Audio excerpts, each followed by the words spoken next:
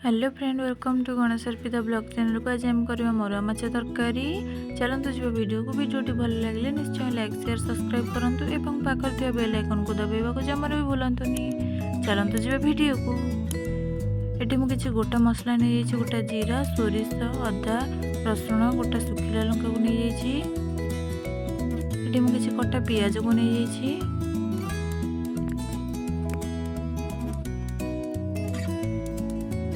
मसला को पेस्ट करवा। प्रथम मु जीरा सोरिष सुखिला लंका अदा रसुण को नहीं जाइए पेस्ट करने पाई।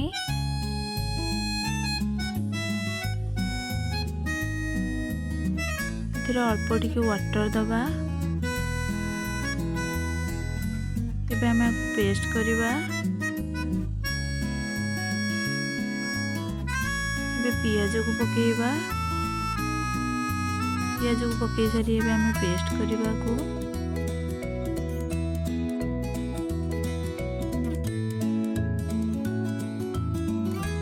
पेस्ट रेडी हो जाइए। आम पेस्ट को गोटे पात्र को काढ़ी नवा।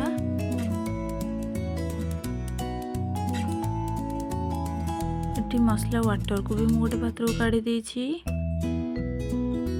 कटा आलू को मुझे रखी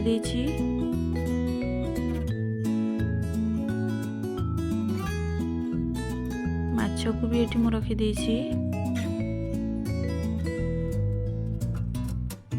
माछरे लुण पकेवा। मो क्वांटिटी अनुसार लुण पकई आपण क्वांटिटी अनुसार लुण पकेबे। हलदी पकेवा। माछ सहित लुण हल्दी को मिसेवा।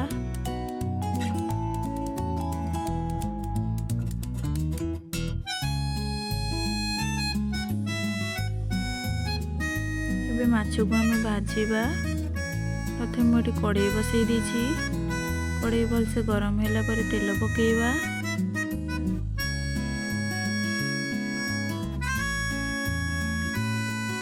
तेल भलसे गरम होगा पर माछ को भाजवा।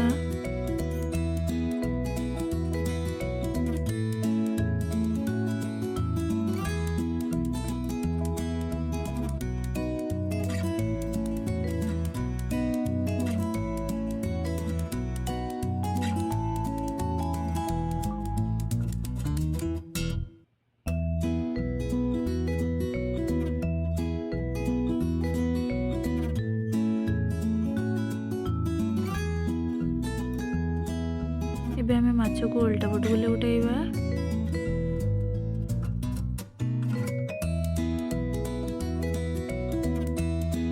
माछ भजा भी हो आसलानी। माछ को आम गोटे पात्र को काढ़ा।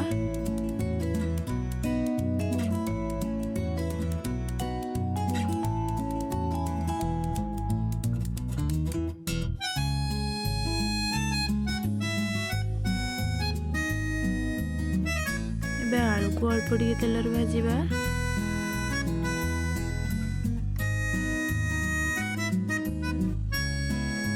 आलू को गोटे पात्र को काढ़ी नवा। ये माछ और आलू को रखी देछि।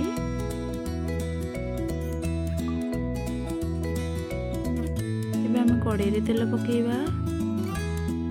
ये मसला रे लुण पकई देछि।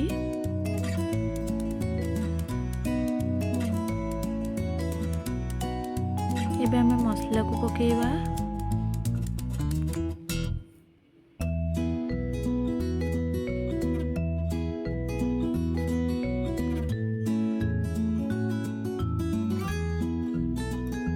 एबे मसला को आम कषिबा।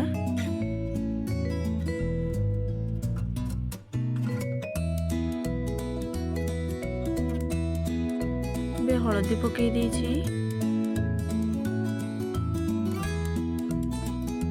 मसला हो आसलानी।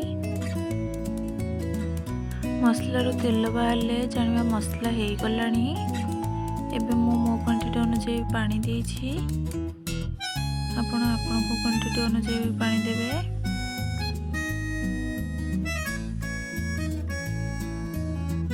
ନହେଲେ ତରକାରୀରେ ବେଶୀ ପାଣି ହେଇଯିବ, ଖାଇବାକୁ ବି ଭଲ ଲାଗିବନି। ଏବେ ତରକାରୀକୁ ଫୁଟିବାକୁ ଛାଡ଼ିଦେବା।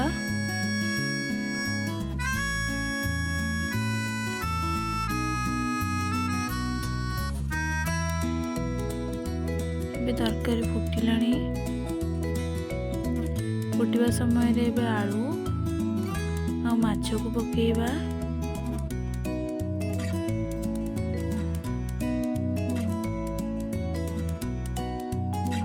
ମାଛକୁ ପକେଇ ଦେଇଛି।